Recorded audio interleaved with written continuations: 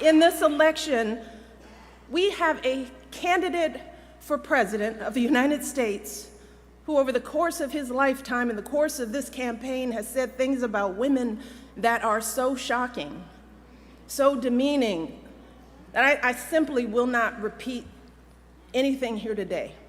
And last week, we saw this candidate actually bragging about sexually assaulting women. And I can't believe that I'm saying that a candidate for president of the United States has bragged about sexually assaulting women. And I have to tell you that I can't stop thinking about this. It has shaken me to my core in a way that I couldn't have predicted. So while I'd love nothing more than to pretend like this isn't happening and to come out here and do my normal campaign speech, it would be dishonest and disingenuous to me to just move on to the next thing like this was all just a bad dream. This is not something that we can ignore. It's not something we can just sweep under the rug as just another disturbing footnote in a sad election season. Because this was not just a lewd conversation. This wasn't just locker room banter.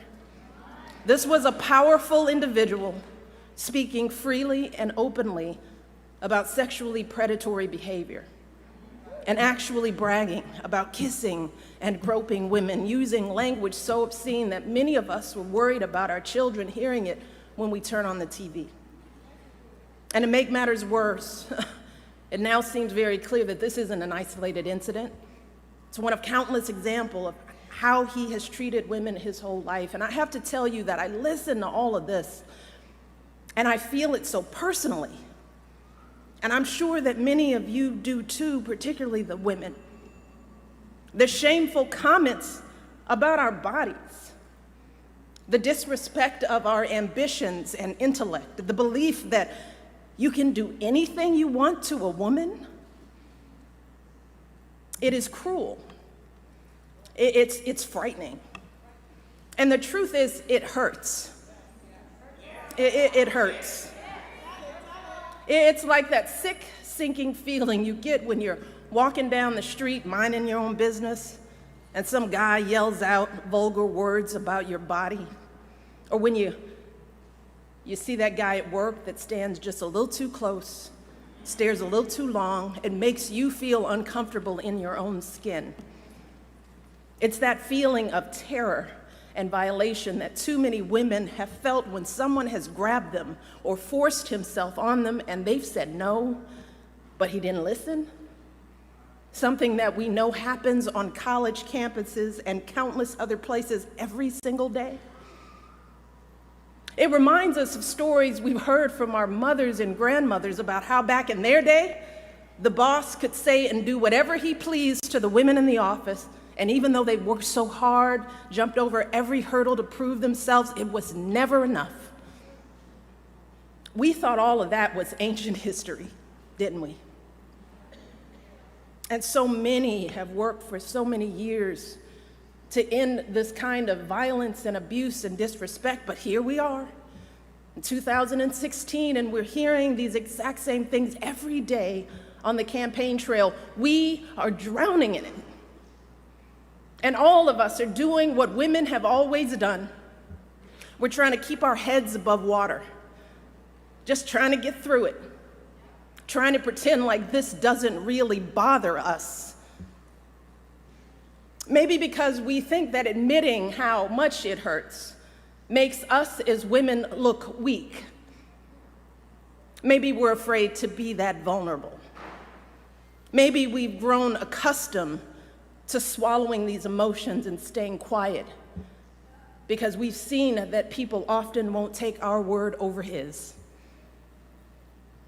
Or maybe we don't want to believe that there are still people out there who think so little of us as women. Too many are treating this as just another day's headline, as if our outrage is overblown or unwarranted, as if this is normal, just politics as usual.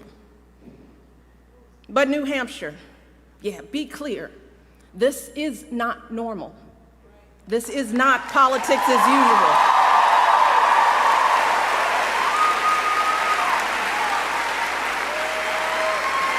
This is disgraceful. It is intolerable. And it doesn't matter what party you belong to, Democrat, Republican, Independent, no woman deserves to be treated this way. None of us deserves this kind of abuse.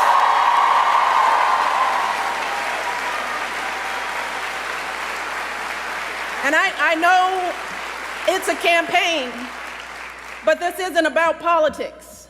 It's about basic human decency. It's about right and wrong.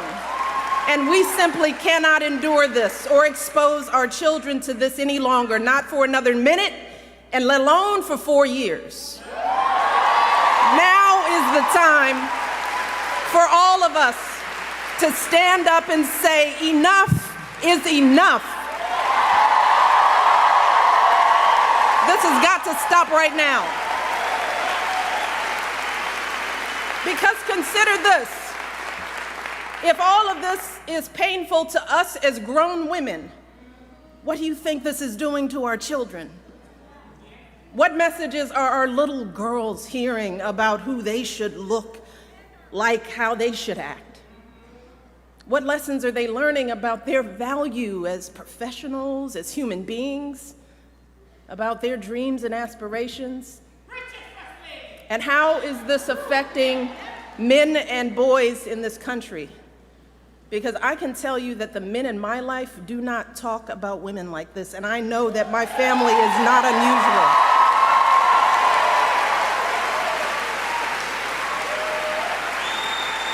And to dismiss this as everyday locker room talk is an insult to decent men everywhere. The men that you and I know don't treat women this way. They are loving fathers who are sickened by the thought of their daughters being exposed to this kind of vicious language about women. They are husbands and brothers and sons who don't tolerate women being treated and demeaned and disrespected. And like us, these men are worried about the impact this election is having on our boys who are looking for role models of what it means to be a man. In fact, someone recently told me a story about their 6-year-old son who one day was watching the news. They were watching the news together, and the little boy out of the blue said, "I think Hillary Clinton will be president." And his mom said, "Well, why do you say that?" And this little 6-year-old said, "Because the other guy called someone a piggy." And he said, "You cannot be president if you call someone a piggy." So even a 6-year-old knows better. A 6-year-old knows that this is not how adults behave. This is not how decent human beings behave. And this is certainly not how someone who wants to be president of the United States behaves. Because let's be very clear, strong men, men who are truly role models, don't need to put down women to make themselves feel powerful. People who are truly strong lift others up. People who are truly powerful bring others together. And that is what we need in our next president. We need someone who is a uniting force in this country. We need someone who will heal the wounds that divide us. Someone who truly cares about us and our children.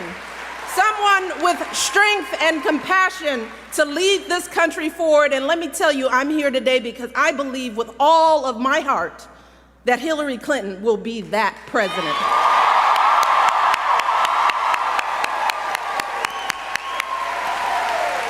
See, we know that Hillary's the right person for the job because we've seen her character and commitment, not just in this campaign, but over the course of her entire life.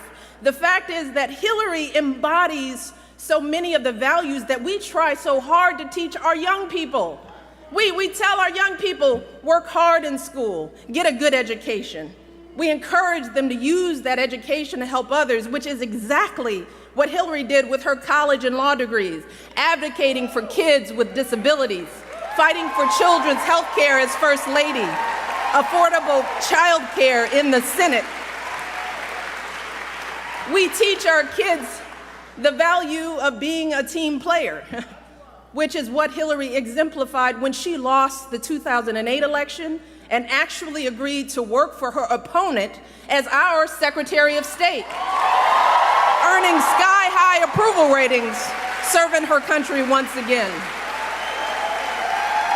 We also teach our kids that you don't take shortcuts in life, and you strive for meaningful success in whatever job you do.